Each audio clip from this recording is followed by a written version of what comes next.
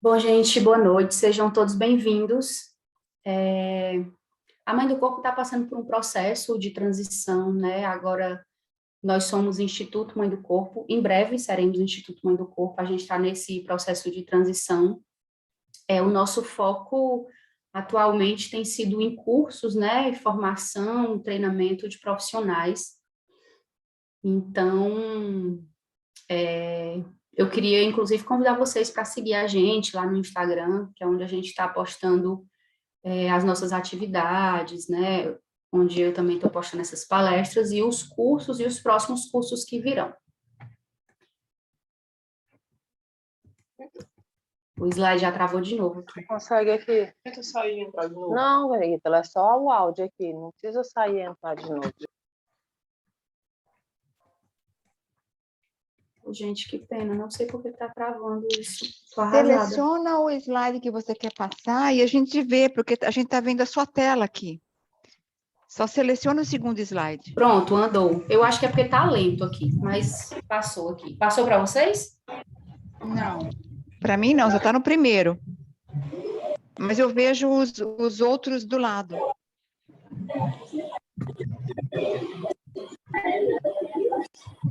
Alguém está vendo, alguém tá vendo em tela de apresentação? Não, tá travado. Ah, então travado. Tá travada e tá Agora? muito ruim, não tá chegando o som. Agora passou. Bem rápido, Passou. Tá, exame de toque. Ei. Olha, viu uma lagoa ali, mãe, Joaquim, cuidado com o teu estado, que escorrega. Gente, eu queria pedir para vocês, eu estou colocando vários áudios em vídeo aqui, eu queria pedir para vocês verificarem o áudio de vocês, tá? Todo mundo desativar o áudio, por gentileza. Bom, gente, então hoje a gente vai conversar sobre o exame de toque, como, quando e por que ele deve ser feito, né? O exame de toque é um tema, né, que tem mexido muito comigo em todos os meus anos de atuação profissional, e eu quero contar um pouquinho para vocês, então eu vou falar um pouquinho para vocês da minha trajetória, né, para vocês entenderem também por que esse tema, hoje, ele é tão relevante, eu tenho trazido ele para a gente discutir hoje, né. Eu sou enfermeira obstetra, né, sou uma apaixonada por partos desde 2001, quando eu fiz a minha graduação. Na verdade, em 2001 foi quando eu fiz a disciplina de obstetrícia. Tive a oportunidade de ver uma mulher parindo lindamente. Na minha época, eu estava estagiando na maternidade escola, né? Para quem não é daqui, maternidade escola é um hospital de referência aqui de Fortaleza, né? A famosa MEAC. E desde então eu me apaixonei por partos. E desde então, eu já sabia que eu queria trabalhar nessa área, né? E pouco tempo depois, assim que eu me formei, eu resolvi que eu queria fazer a especialização em enfermagem. E em 2005, quando eu comecei a atuar em salas de parto, eu comecei foi muito chocante para mim, me chamou muito a atenção a forma como as quais as mulheres eram tratadas durante o trabalho de parto. E nós, enfermeiros, nós não temos muita autonomia, né? Em ambiente hospitalar, as coisas estão mudando já nos últimos anos, mas há 20 anos atrás a gente tinha menos autonomia ainda, então, durante muito tempo eu fui espectadora, né? Nas salas de parto. Então, eu tive, infelizmente, a oportunidade de estar presente em muitos momentos de violência. E, nessa época, eu comecei a estudar mais sobre parto humanizado, foi quando eu conheci o parto humanizado, e aí eu entendi que tinha uma série de coisas que a gente poderia fazer para tornar essa assistência um pouco mais diferente, né? E nessa caminhada, de início, né, de ter essa oportunidade de observar essas mulheres, eu era muito fascinada por parto, né, sempre fui. Então, observar as mulheres parindo me chamava muito a atenção, e aí eu até gosto de colocar essa foto, porque, de fato, ela é uma imagem que representa muito a minha essência na assistência ao parto, né, eu gosto muito de observar. E foi com essa oportunidade de observar as mulheres que eu fui desenvolvendo ao longo dos anos a habilidade de acompanhar os trabalhos de parto a partir da observação. Então, eu desenvolvi bastante a minha observação, a ausculta, né? E quando eu comecei a atuar em 2009 em partos domiciliares, eu tive autonomia para acompanhar os partos de uma forma um pouco diferente da forma que a gente fazia nos hospitais, né? Então, em ambiente de parto, nos partos domiciliares, eu praticamente comecei a eliminar o exame de toque da minha prática. E aí eu fui desenvolvendo outras habilidades para acompanhar essas mulheres. E aí, nos anos de 2010 a 2014, mais ou menos, eu acompanhei muito aluno em campo de estágio, né? Conversava com muitas colegas, e as colegas enfermeiras diziam, Semira, tu tem que escrever sobre isso, dessa tua habilidade, disso que tu consegue observar nas mulheres, né? E aí, em 2016, eu resolvi entrar no mestrado e tornar esse método um método científico, né? Então, a partir do mestrado que eu fiz em 2016, finalizei em 2018, é que eu comecei a aprofundar os meus estudos mais a respeito do exame de toque, realmente, se ele era necessário, quando ele era necessário, e também a estudar sobre outros aspectos, né, fisiológicos do trabalho de parto. Inclusive, as duas próximas palestras, a gente vai conversar também sobre esses outros aspectos, né? Sobre os aspectos comportamentais durante o trabalho de parto e sobre os sinais físicos, o que a gente pode acompanhar, o que a gente pode observar nas mulheres durante o trabalho de parto, tanto relacionado ao comportamento quanto a sinais físicos. Então, hoje a gente vai aprofundar sobre o exame de toque, né? Então, para falar do exame de toque, é um procedimento que provavelmente é praticado desde sempre, né, pelas parteiras, mas na obstetrícia moderna, o exame de toque, ele ganhou espaço a partir dos anos 50, quando um obstetra chamado Friedman, ele associou a dilatação do colo do útero com o tempo do trabalho de parto. Então, lá mais ou menos em 1952, 54, o Friedman, ele começou a acompanhar algumas mulheres e foi nesse período onde houve uma popularização do exame de toque. E aí o Friedman, ele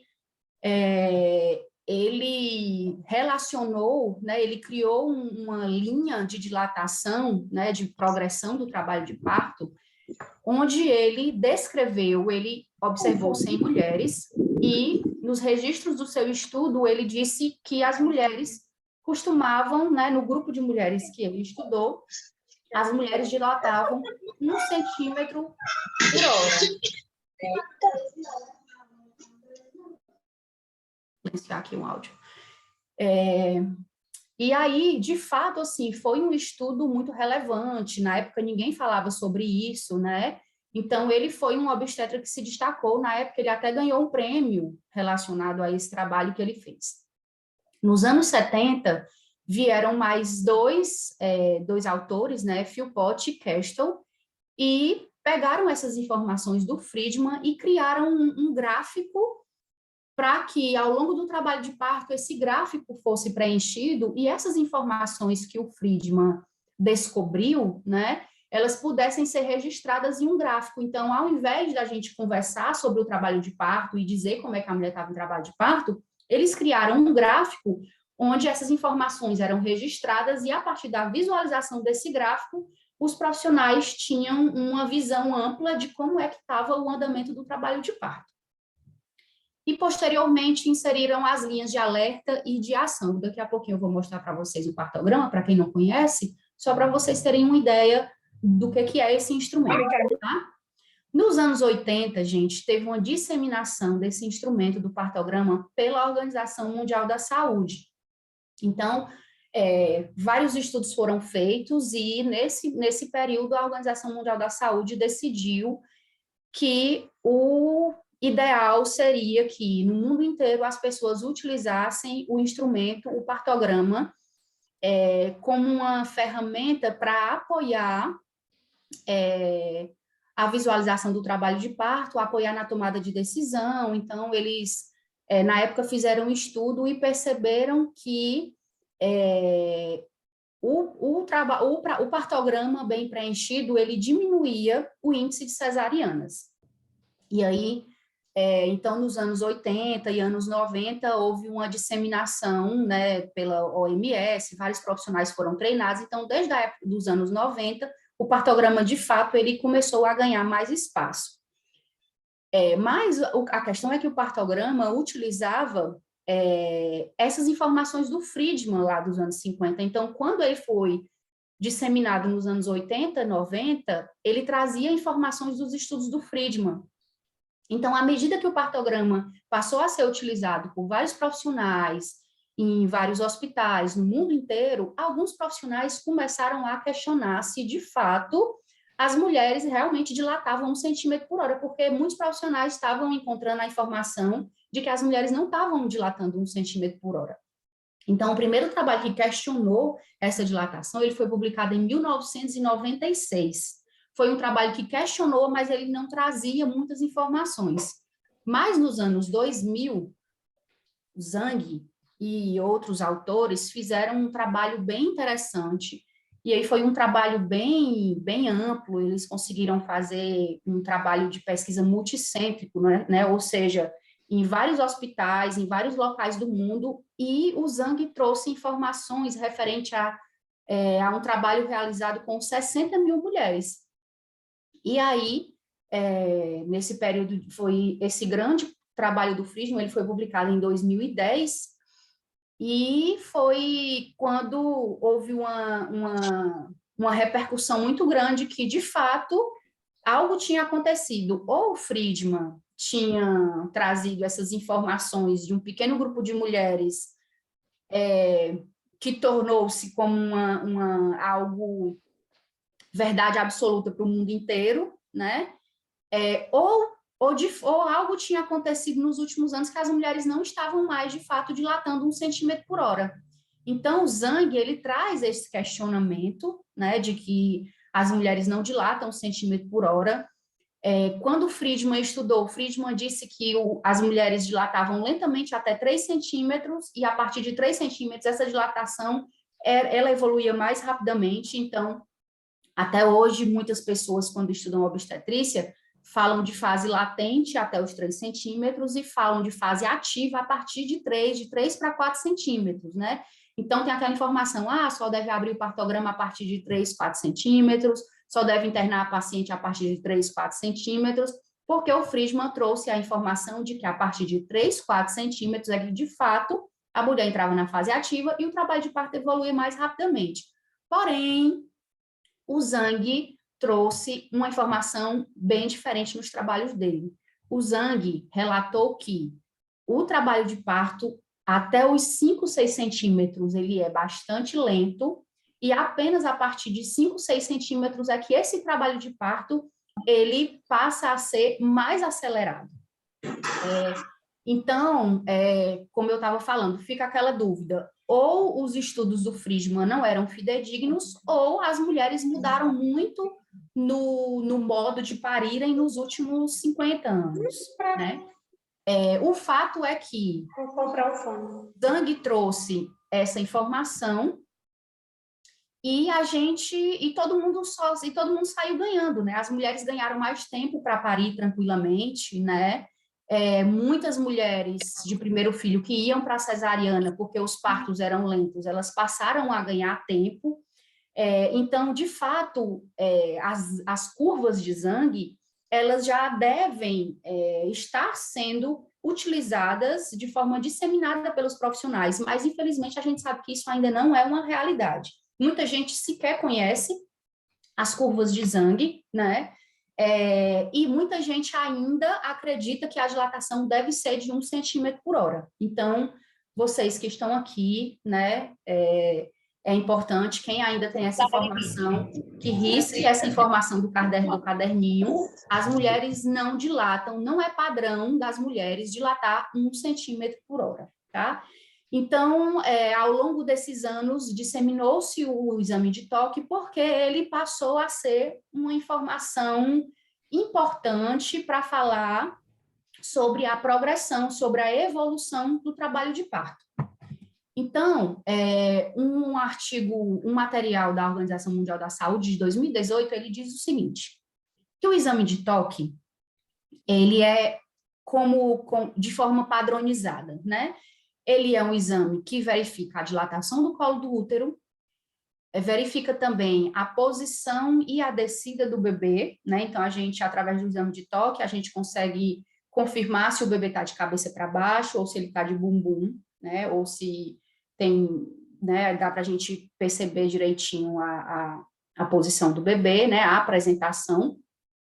E se o bebê está alto ou está baixo. Então, essas são as informações básicas, né? Quando um profissional realiza o exame de toque, são essas as informações que ele costuma trazer.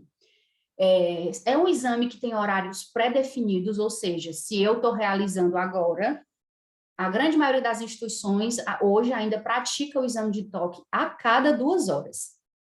Então, se eu estou realizando o exame de toque agora às 8 horas, o próximo exame de toque vai ser às 10 horas. Então, existe essa padronização, né? Existe uma determinação, né, de horários para a realização do exame de toque.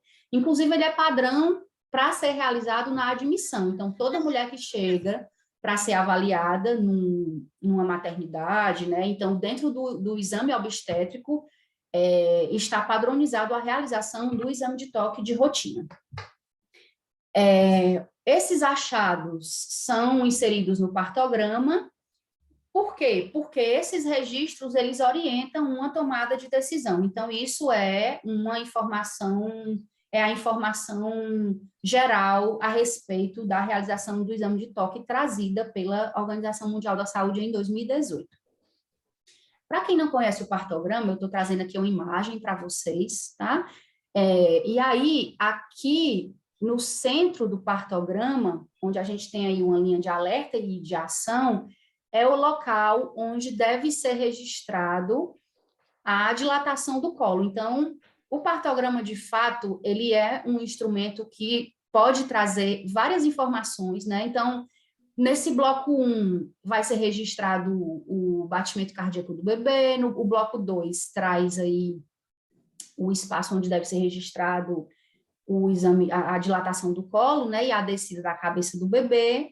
No bloco 3, a gente vai colocar as informações a respeito das contrações, e no bloco 4 temos aí um espaço para informações da gestante, né? Verificação da pressão, temperatura e outros dados a respeito do bem-estar materno. E agora a gente vai aprofundar um pouquinho, tá? Então, o exame de toque, ele qual é o que o Harrison, né, em 2015, fala sobre o exame de toque?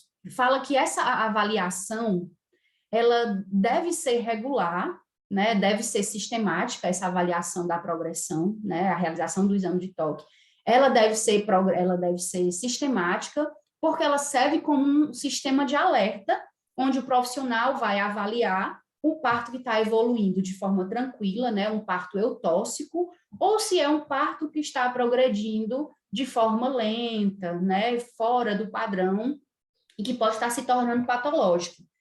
E pode trazer benefícios, principalmente em locais onde as mulheres têm seus partos longe das unidades especializadas. Então, vamos imaginar aqui uma situação de um interior do estado, um município onde a maternidade que tem assistência, uma assistência especializada, né, um centro cirúrgico ou uma equipe obstétrica, que a mulher precise de algum tipo de intervenção, né, fique a 2 horas de distância, por exemplo, então é importante que a gente tenha essa informação de um parto, por exemplo, que está seguindo de forma arrastada, de forma lenta, para que a gente possa transferir essa mulher de um local para o outro em tempo hábil.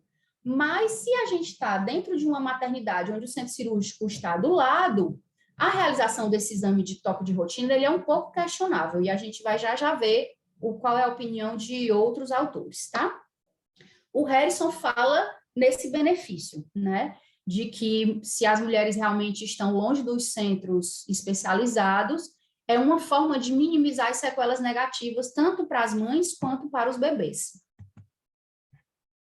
Mas dois autores aí, de 2018 e 2020, eles falam o seguinte, que o trabalho de parto lento, mais normal, ele não é um risco para a maioria das mães e para a maioria dos recém-nascidos. Quando ele fala lento e normal, ele está considerando que mãe e bebê estão bem, né? Então, um trabalho de parto que está lento, mas que a mãe e o bebê estão bem, será que é um problema? Outra questão é que, assim, o uso do partograma, ele traz a possibilidade da gente identificar os partos longos, né, os partos distóxicos, mas, a partir dessa informação, é possível que alguns profissionais, eles tomem decisões de forma inadequada e podem trazer o que a gente chama de morbidade iatrogênica, que é algum tipo de complicação causado pela intervenção. Então, essa intervenção, ela precisa ser muito bem pensada, muito bem planejada, porque, às vezes, no parto, né, a gente fala que é isso. Quanto menos a gente mexe, melhor, porque ele é um processo fisiológico, ele é um processo natural.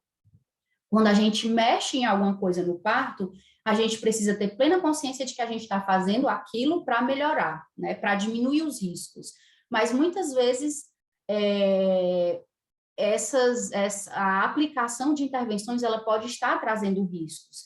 Então, intervenções como ocitocina para acelerar o trabalho de parto ou uma cesariana para antecipar o nascimento, elas precisam ser decisões muito bem tomadas ou elas podem estar trazendo algum tipo de risco e não os benefícios esperados, né?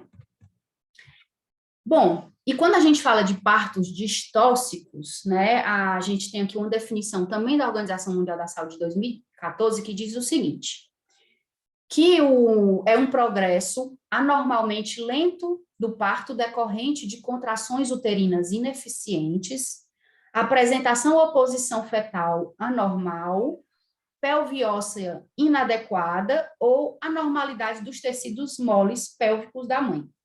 Então, um parto quando está lento, né, pode ser porque a mulher não está tendo contrações uterinas eficientes, ou pode ser que algo ali mecânico, né, no meio do caminho, algo possa estar atrapalhando. Às vezes é a posição do bebê, às vezes é a imobilidade da mãe, né, às vezes a posição materna. Então, é isso que a OMS traz para a gente. Porém, esse autor, Neal, em 2015, ele disse que a distócia do parto ela é atualmente muito mal definida, pois o limite entre os determinantes do seu diagnóstico eles são altamente variáveis. Então, tanto profissionais como instituições, né, eles não entram em acordo, de fato, não existe um acordo sobre essa questão da distócia. Então, enquanto alguns profissionais, por exemplo, definem que o trabalho, a dilatação, o período de dilatação tem que durar tantas horas, né? Ou, por exemplo, quando a gente estabelece que o período expulsivo, né, que é o momento da saída do bebê, quando se estabelece, por exemplo, que o período expulsivo deve demorar 1 hora, para outros profissionais pode demorar um pouco mais, né? Para outros profissionais não interessa a hora, o que interessa é que a mãe e o bebê estejam bem. Então, é difícil a gente determinar o que de fato é uma distócia, porque esses tempos, eles são bastante variáveis, né? Quando você, às vezes, está em um tipo de hospital ou quando você está dependendo do país. Então, de fato, não existe um consenso sobre esse tempo do trabalho de parto. Estudar. E esses dois autores, eles trazem a distócia, né, de forma bem clara para a gente compreender, e dizem que trazem que há dois tipos de distócia. Uma é a obstrução mecânica, né, então quando é um parto obstruído, ou seja, é uma questão física, né? Então, como eu falei anteriormente, ou na verdade, essa obstrução mecânica é a famosa desproporção cefalopélvica, né?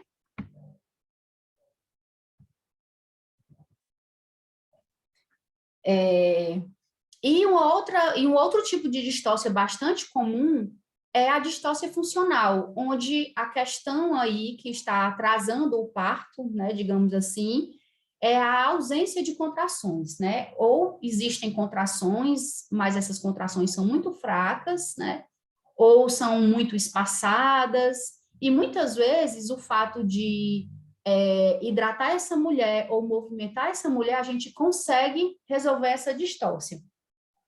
Então, diante dessas duas descrições aqui, o que fica muito claro para a gente é que o exame vaginal, o exame de toque de rotina para monitorar o trabalho de parto, ele não traz informações suficientes para que a gente detecte uma verdadeira distócia, né? Então, se a gente tem, por exemplo, um parto obstruído e eu vou fazer um exame de toque, o exame de toque não vai me dizer que o bebê está lá, sei lá, no plano 0, por exemplo, né? Está na altura tal, mas ele não vai me dar nenhuma informação que vai me ajudar a resolver essa situação.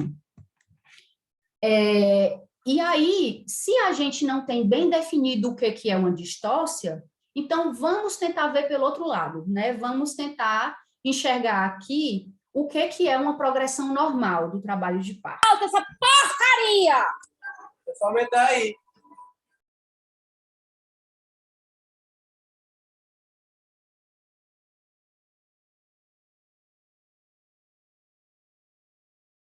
Então, vamos tentar entender aqui o que a gente considera como um trabalho de parto normal, né?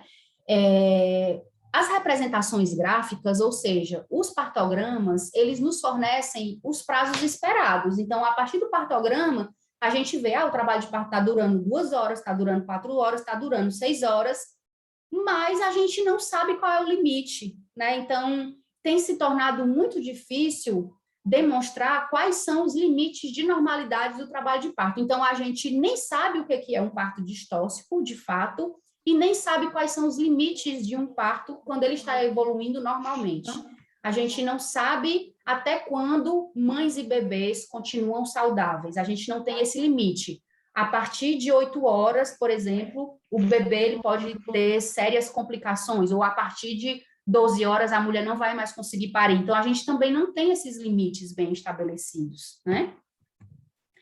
Evidências recentes demonstram que não há normas para definir a duração do trabalho de parto e que as taxas de dilatação, elas são muito variáveis entre as mulheres.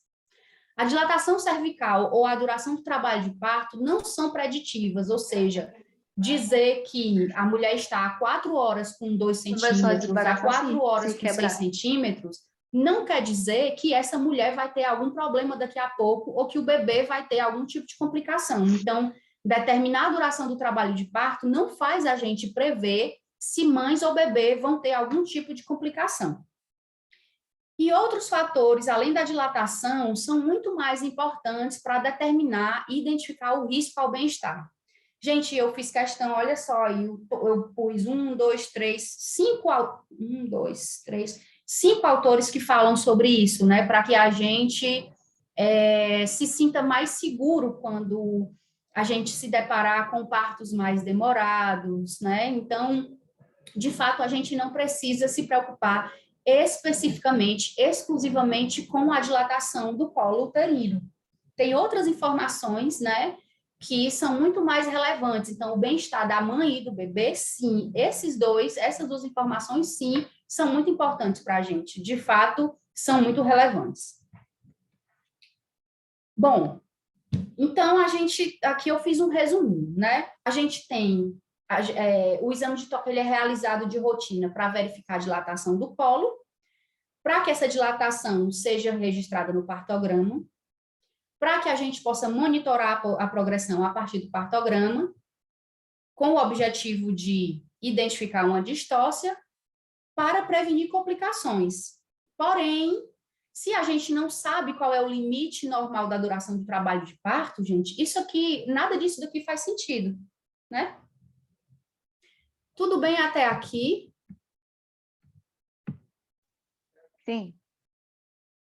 Vocês querem... Alguém tem alguma pergunta?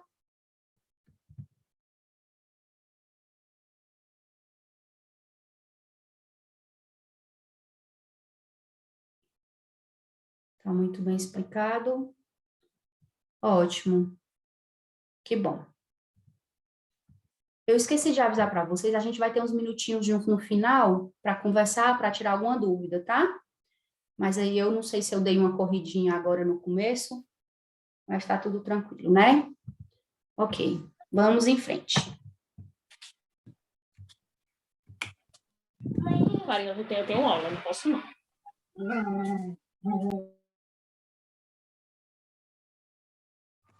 Meus slides pararam de novo. Gente, eu acho que eu aperto em algum local. Ó, pronto, voltou. Eu acho que é o mousezinho aqui. Bom, então a gente ouviu aí, a gente conversou um pouco, né, sobre essa questão de como vem sendo essa avaliação do exame de toque por vários autores. E aí eu trouxe para vocês aqui vários estudos que falam sobre a utilização de rotina do exame de toque.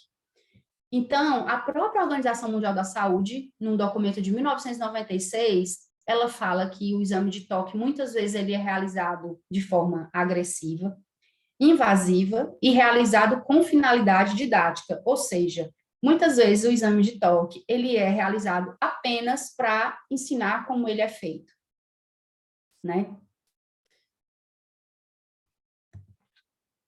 A gente tem um outro estudo de 2010 que fala que o exame de toque ele é realizado sem justificativa clínica e classificado como abuso físico. Outro autor diz o seguinte: isso aqui foi um trabalho, um levantamento feito aqui por um grupo de mulheres aqui no Brasil, né? Foi um dossiê elaborado pela Rede Parto do Princípio, e lá nesse dossiê diz o seguinte: que o exame de toque ele é doloroso e agressivo, a mulher não é consultada a permitir ou negar o procedimento, né? E o ato de submeter uma mulher a procedimentos dolorosos e desnecessários, com exposição a mais riscos e complicações, apenas para treinar um procedimento, é considerado, no contexto dos direitos reprodutivos, ele é considerado uma violência obstétrica de caráter institucional, físico e não raro sexual. Então, aqui é uma informação da nossa realidade, tá? É um estudo brasileiro. Mais um estudo. Esse daqui é internacional. Fala que a realização do exame de toque de rotina, ela rompe com o ritmo natural do corpo, causa dor física e psicológica, contribuindo para uma experiência negativa do parto. E esse aqui é um estudo mais recente. Esse estudo aqui, gente, é um estudo bem interessante, né? Ele apresentou um panorama a respeito da violência obstétrica. Então, foram pesquisadas instituições das 5 regiões do Brasil, e aí ele qualificou o exame de toque como violência física, foi caracterizado como excessivo, doloroso, violento e abusivo. E as mulheres entrevistadas, elas relataram que ele foi realizado em série, ou seja, quem aqui trabalha em maternidade, em hospital-escola, infelizmente, isso é uma realidade, né? Às vezes vem o profissional, faz o primeiro exame de toque, vem outro aluno, e às vezes essa mulher é tocada 2, 3, 4 vezes em seguida, para que se aprenda, né? Para que se ensine a realização do exame de toque. Isso sem explicação e sem consentimento prévio, causando dor e vergonha, evidenciando abuso, insensibilidade, brutalidade e maus tratos. Para além de todos esses estudos que eu trouxe aqui agora para vocês uma revisão sistemática, né,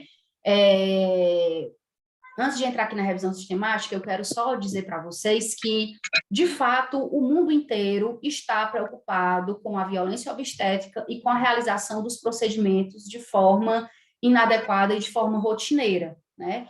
Então, diante dessa preocupação, é que foi realizada essa revisão sistemática, e eu fiquei bem feliz, porque durante muito tempo nas minhas aulas eu citava a revisão sistemática que tinha sido feita em 2013. E acabou de sair essa daqui, gente, ó. Ela foi publicada agora em 4 de março de 2022, ou seja, ela está super atualizada, tá? Então, essa revisão sistemática, qual foi o objetivo dela, né? Comparar a realização do exame vaginal com outros métodos para avaliar a progressão do trabalho de parto, para melhorar os resultados para mulheres e bebês. Ou seja, a preocupação aqui foi justamente comparar o tipo de exame de avaliação da progressão do parto para melhorar os resultados para mães e para os bebês.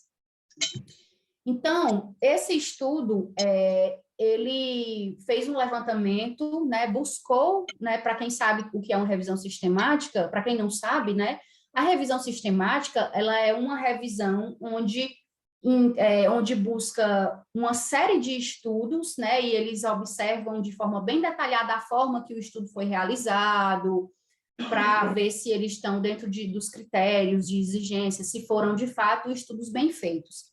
Então, essa revisão sistemática, ela só encontrou 4 estudos que cabiam, né, no que elas estavam buscando como informação. E aí, os estudos analisados, só um instantinho.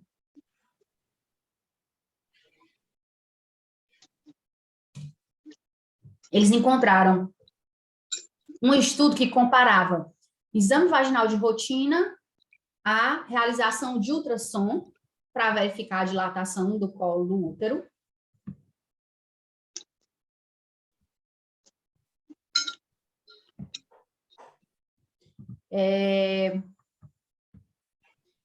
Um outro estudo, eles compararam a realização de exame vaginal com a realização de exames retais. Um outro estudo, eles compararam o exame vaginal realizado de 4 em 4 horas com outro estudo que realizava o exame vaginal de 2 em 2 horas. E o quarto estudo foi a realização do exame vaginal de 4 em 4 horas, comparando, eu acho que eu esqueci de colocar aqui, gente, exames vaginais de rotina de 4 em 4 horas, tá? Comparado com os exames vaginais conforme indicação, ou seja, sem horário pré-definido. Exame vaginal sendo realizado somente quando necessário, quando o profissional queria tomar alguma decisão, né, e achava que era importante realizar o exame de toque. Gente, e aí os resultados desse estudo, né, os autores disseram o seguinte: que nós não podemos ter certeza de qual método para avaliar o progresso do trabalho de parto é mais eficaz ou aceitável para as mulheres. Mais evidências são necessárias para identificar a melhor maneira de avaliar o progresso do trabalho de parto e como isso pode afetar as experiências de parto das mulheres. E concluíram o seguinte: que é fundamental que os pesquisadores estabeleçam um meio eficaz de avaliar a progressão do trabalho de parto com base em princípios fisiológicos e comportamentais. Para isso, recomendamos uma abordagem de métodos mistos que forneçam avaliação sistematizada de toda a fisiologia normal do trabalho de parto e de importantes pistas comportamentais. E é bem bacana, gente, assim, essa daqui tinha sido a conclusão da revisão sistemática lá de 2013.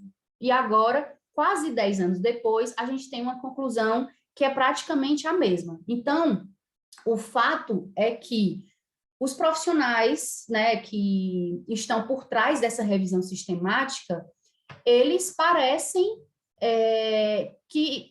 parecem incentivar, né, não parecem, né, mas está muito claro que eles estão incentivando que outras formas de avaliar, principalmente com base no comportamento da mulher e com base em sinais físicos sejam estabelecidos. Então, a gente precisa caminhar nesse sentido, né? Bom, a partir disso tudo que a gente viu, aí a gente questiona, então, para que a gente ainda vai fazer exame de toque? Será que ainda é necessário fazer exame de toque, né? Gente, o fato é que, enquanto a gente não encontrar uma outra forma de avaliar os trabalhos de parto, enquanto a gente não conseguir provar que outras formas elas são possíveis de avaliar a progressão do trabalho de parto, a gente vai continuar praticando o exame de toque, porque é um meio disseminado, é uma forma padronizada no mundo inteiro. Então, enquanto a gente não tiver estudos robustos, dificilmente a gente vai conseguir substituir, principalmente se a gente tiver vinculado a uma instituição. Quando a gente trabalha de forma mais autônoma, né? Então, quem trabalha, por exemplo, em partos, no acompanhamento de partos domiciliares, ou se você faz um trabalho de acompanhamento pré-hospitalar, né, onde você acompanha a mulher no trabalho de parto em casa, até a ida dela para o hospital. Então, quando a gente está trabalhando em outro ambiente desvinculado das instituições,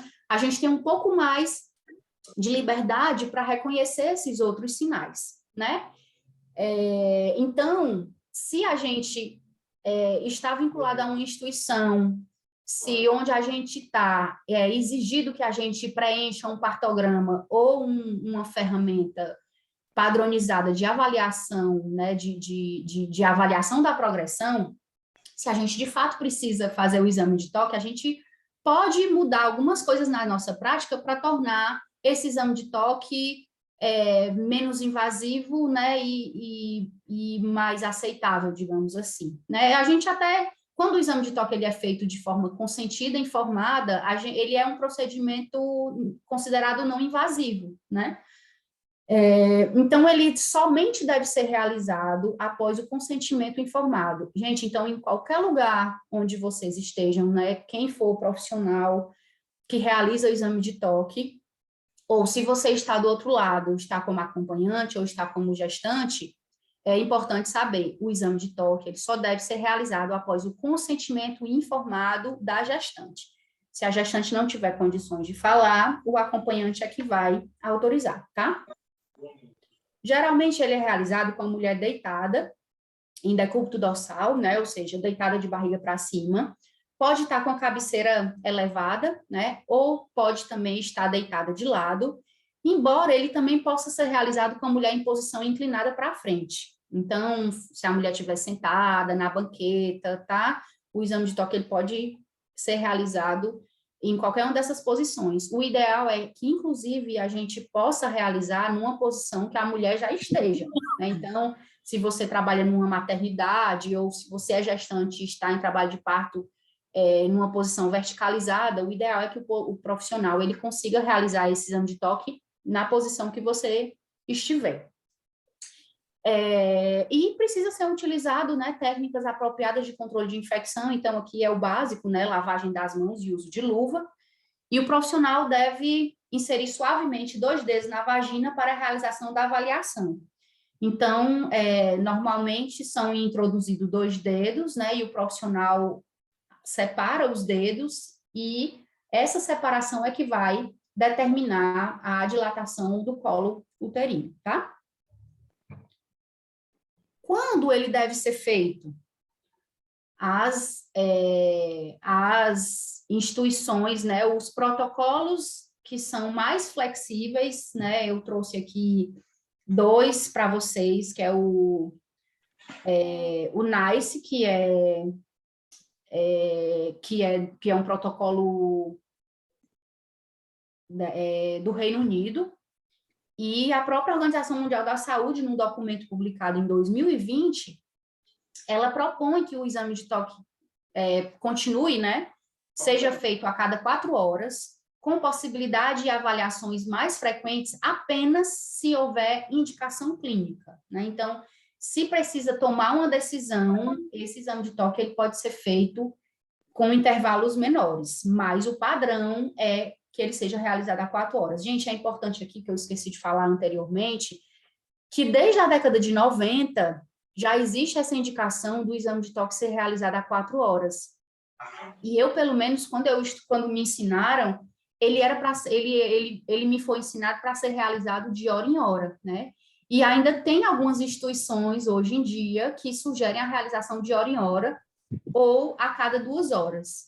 Mas quem trabalha em instituição e tem o padrão ainda de 2 em 2 horas, vocês têm já, inclusive, o documento do Conitec, que saiu, que foi publicado aqui no Brasil em 2017, ele traz essa orientação da realização do exame de toque a cada 4 horas, tá? Então, se na instituição de vocês ainda fazem com mais frequência, vocês podem apresentar esse documento como um respaldo científico aí para direcionar as práticas nos hospitais, na instituição de que vocês trabalham. Os exames vaginais podem ser realizados conforme indicado e não em todos os trabalhos de parto, de acordo com intervalos de tempo pré-definidos. Isso aqui, a SINC traz essa informação, tá? Então, não, de fato, o que a SINC diz é que não é obrigatório fazer exame de toque, não é obrigado fazer em todos os trabalhos de parto, não é obrigado fazer com horários pré-definidos, né? E eles podem ser realizados à medida que surge a necessidade de informações específicas ou a pedido da mãe. E com relação ao pedido da mãe, eu quero só aqui falar rapidamente sobre isso, que às vezes é importante conversar com a mãe previamente sobre essa questão do exame de toque, porque tem muitas mulheres que podem ser condicionadas, né? E uma informação, por exemplo, de que está com 3 centímetros, às vezes é um balde de água fria para uma mulher que já está ali há 24 horas tendo contrações ritmadas, né? Então, quando é um exame de toque a pedido da mãe, também precisa ser muito bem discutido, né? Para saber se não vai trazer repercussões negativas para essa mulher e, consequentemente, para esse trabalho de parto.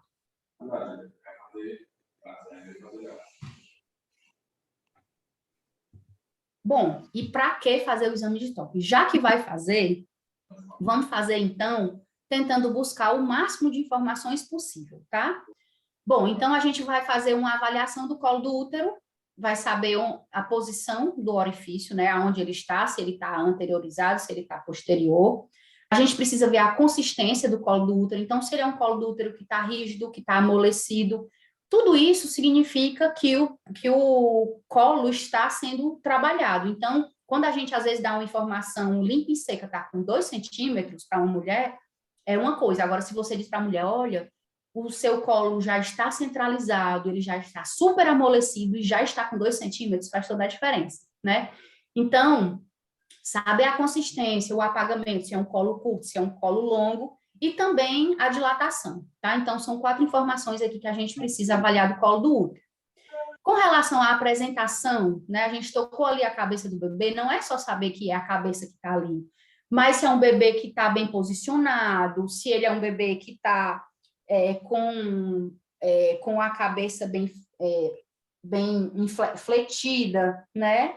É importante também que a gente detecte a moldagem, não sei se todo mundo já ouviu falar, mas quando as as estruturas ósseas da cabeça do bebê, os ossos eles estão todos soltos, né? Então, quando o bebê está passando muito apertado no canal de parto, na vagina, esses ossos, eles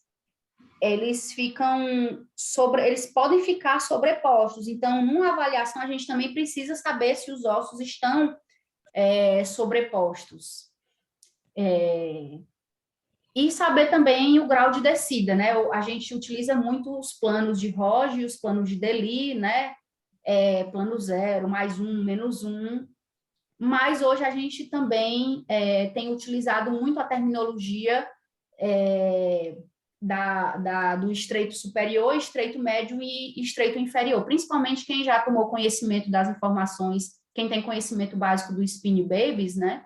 O Spin Babies é um método que utiliza os planos, então, o bebê, quando ele está no plano superior, tem algumas propostas de posturas, né, de posições para facilitar o parto, ou plano médio, ou o inferior, né, ou planos ou bacia, né.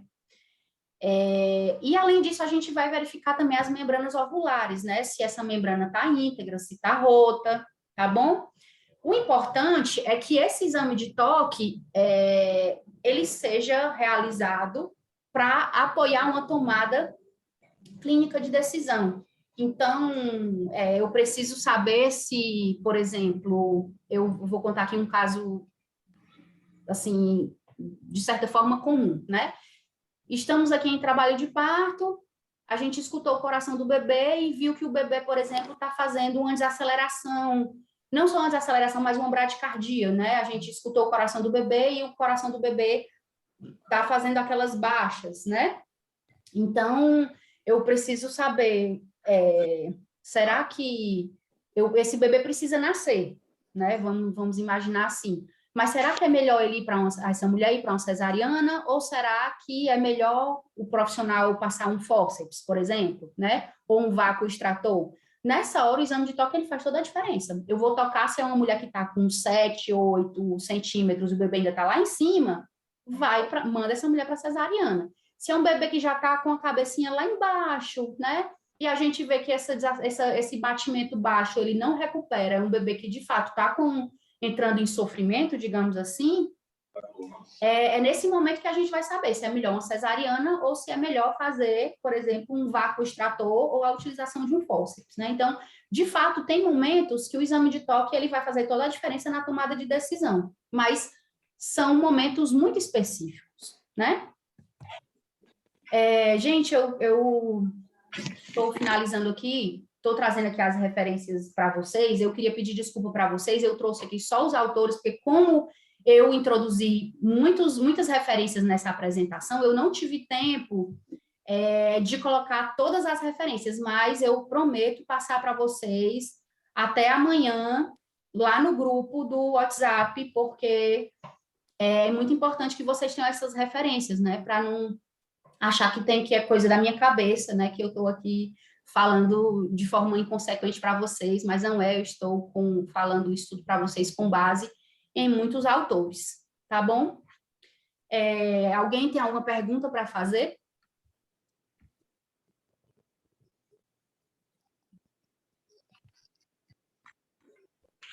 Tem uma pergunta aqui já no chat, né? Nayana colocou o seguinte: oi, Semiramis, muito boa essa aula. Obrigada, Nayana. Quais parâmetros a equipe pode considerar para avaliar o momento ideal de ir ao hospital nos casos de parto hospitalar? Ou nesses casos de transferência, é cabível realizar o exame vaginal? Bacana, Nayana. Gente, olha só. A gente falou aqui, a gente questionou aqui a realização do exame de toque, né? E realmente é isso. Fica essa questão, e agora, né? O que a gente faz? Realiza o exame de toque, é necessário ou não? Então, Naena, quando a gente está, por exemplo, com uma gestante em casa, né? Eu não sei se você, se ela tiver só com um acompanhante, ou se ela tiver com a doula, por exemplo, existem outros parâmetros que a gente pode utilizar, né? Que são os parâmetros físicos e os parâmetros comportamentais. Muitas vezes, gente, de fato, o exame de toque, ele é utilizado para tomada de decisão, ou seja, está na hora de ir para o hospital, então, muitas vezes, ele pode ser realizado nesse momento, mas não necessariamente. Existem sinais, né, físicos, como, por exemplo, uma mulher que já está tendo puxo, né? Se uma mulher não planejou ter um parto em casa, né? Se ela planejou um parto hospitalar e ela começa a ter puxo em casa, por exemplo, né? Vontade de fazer força, que significa que o parto está na iminência de acontecer, é necessário, a gente já sabe que tem que correr para o hospital, né? E existem sim outros parâmetros, Ana, que eu não vou poder, não vou ter como destrinchar aqui para ti, né? Mas, assim, a coloração do tampão mucoso, ela é um sinal, a gente tem como, a partir da coloração do tampão, saber se o trabalho de parto está no início ou se o trabalho de parto já está mais avançado, né? O próprio comportamento da mulher, por exemplo, se ela é uma mulher que começa a buscar posições mais próximas ao solo. Então, as mulheres que estão perto de parir, elas gostam muito de ficar agachada, né? Ou ficam de cócoras, ou querem ficar na banqueta, né? São mulheres que normalmente buscam estar mais próximas do chão, mais próximas do solo. E tem uma série de sinais que a gente, de fato, pode considerar para essa tomada de decisão. Então, só finalizando aqui te respondendo, não necessariamente precisa ser feito o exame de toque para a chegada no hospital, para transferir para o hospital, né? Até porque, quando chegar no hospital, essa mulher, necessariamente, ela vai ser tocada porque a rotina é protocolo do hospital, né?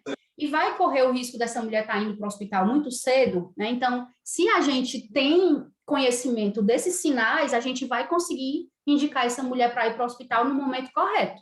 Se a gente desconhece essas informações, a gente não vai poder ajudar muito essa mulher.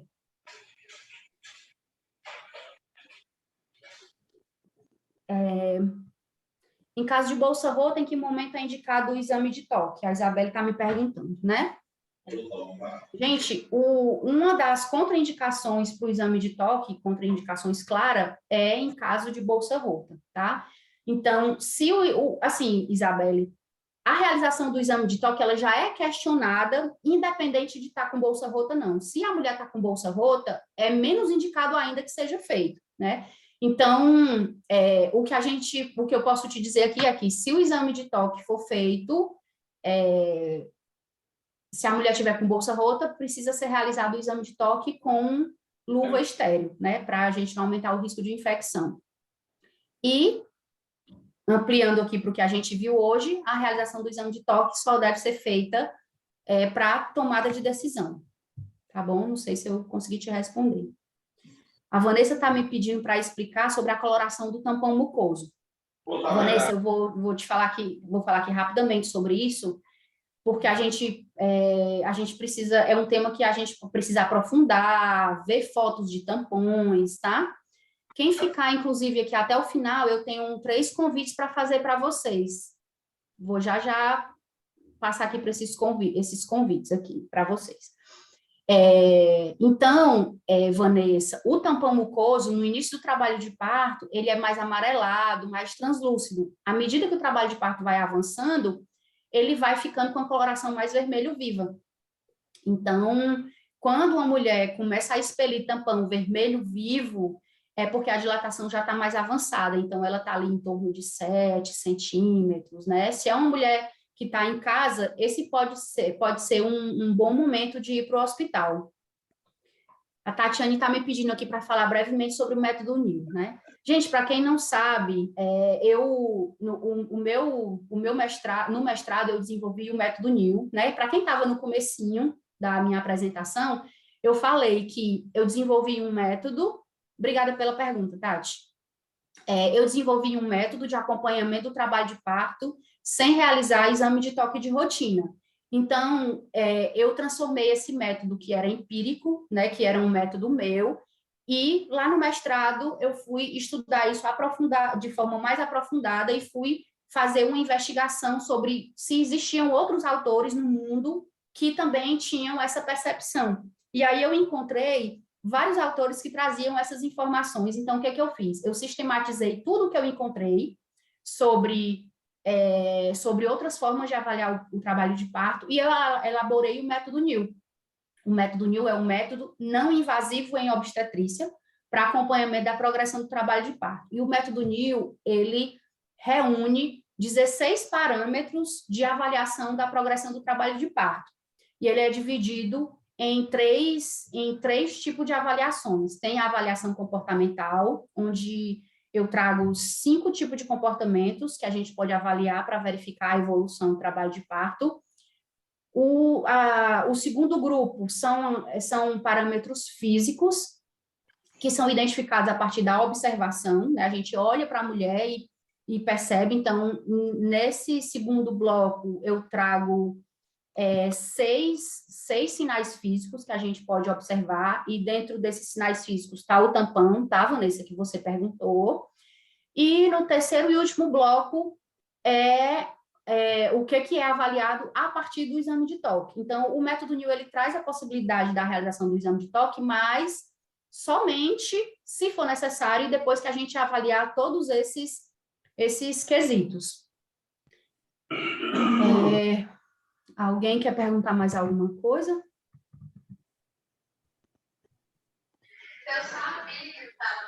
Pode abrir o áudio. Quem quer perguntar?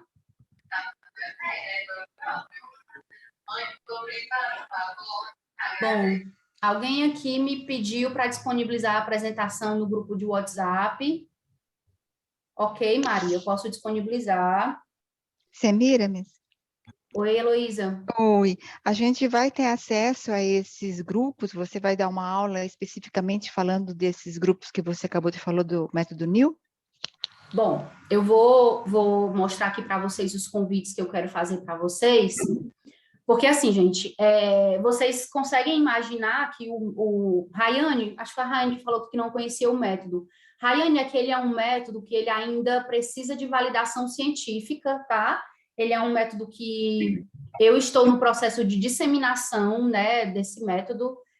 Já tenho alguns grupos de profissionais que estão utilizando ele em outros estados, né? Tem um pessoal em Alagoas que está utilizando, tem um outro grupo de enfermeiras obstetras que está utilizando também acho que é no Rio Grande do Sul. Então, é um método que ele está no processo de validação, né? A gente precisa que mais pessoas conheçam, que mais pessoas utilizem, para comprovar que não só sou eu sozinha que consigo, eu, a criadora do método, que não só sou eu que consigo avaliar a partir daqueles parâmetros, né? É importante que a gente saiba que os outros profissionais, a partir de um treinamento, eles também são capazes de fazer esse tipo de avaliação. Então, eu vou te responder, Heloísa, mas já falando aqui dos convites, tá? Para vocês saberem. Então, o convite 1 é que vocês participem do nosso próximo encontro. Foi divulgado inicialmente, gente, que o encontro seria no dia 18 de maio, na próxima quarta, mas eu não vou poder na quarta. Então, esse segundo momento vai ser no dia 17, na terça-feira, tá? No mesmo horário, esse mesmo link. Então, a gente vai conversando lá pelo grupo do WhatsApp, mas já quero deixar aqui o convite. Então, Heloísa, a gente vai conversar sobre os sinais comportamentais no próximo encontro, tá? De forma breve, né? Porque, de fato, não tem como a gente aprofundar em 1 hora, tá? Mas eu vou apresentar, sim, para vocês, esses comportamentos. O convite 2 é para quem se interessar pela temática e quiser aprofundar os conhecimentos a respeito disso. Em agosto vai ter um curso, né? O curso Acompanhando a Progressão do Trabalho de Parto Sem Exame de Toque. E esse curso, ele é dividido em 2 módulos. O módulo 1 vai ser especificamente online, às terças-feiras, 2, 9, 16 e 23 de agosto, de 19 às 21h30, e as aulas serão gravadas e poderão ser acessadas por 6 meses. E o módulo 2, ele é um módulo de prática presencial, e o módulo de prática, ele é somente para enfermeiros, médicos e obstetrizes, ou para quem é acadêmico de uma dessas 3 áreas de atuação, né? O módulo 2, ele vai ser presencial, na Mãe do Corpo, no dia 27 de agosto, de 8 às 18. Então, a gente vai ter um sábado aí, o dia inteiro, para a gente praticar. Gente, nesse mês de maio, eu vou estar oferecendo cada um desses módulos pelo valor de 10 parcelas de R$19,70. Então, depois eu vou disponibilizar lá no grupo de vocês, para quem já tiver interesse em fazer a inscrição com esse valor de lançamento, né, que é de R$197, porque o curso ele vai ser um pouco mais caro, mas nesse mês de maio, eu vou estar oferecendo com esse valor, tá bom? Hoje ainda eu coloco o link para vocês, e o link vai ser válido somente até 31 de maio. E o terceiro convite é para vocês me seguirem lá no Instagram, seguirem a Mãe do Corpo. E eu também estou reativando o YouTube da Mãe do Corpo. Eu queria ter feito esse encontro de hoje ao vivo lá pelo YouTube, mas o YouTube exige que a gente tenha um número mínimo de inscritos para fazer essa transmissão ao vivo. E a Mãe do Corpo ainda não tem esse número mínimo de inscritos. Então, eu queria pedir para vocês entrarem lá no YouTube e colocar Espaço Mãe do Corpo e vocês seguirem, se inscreverem lá no nosso canal para dar mais visibilidade. Tá bom? Alguém quer dizer mais alguma coisa?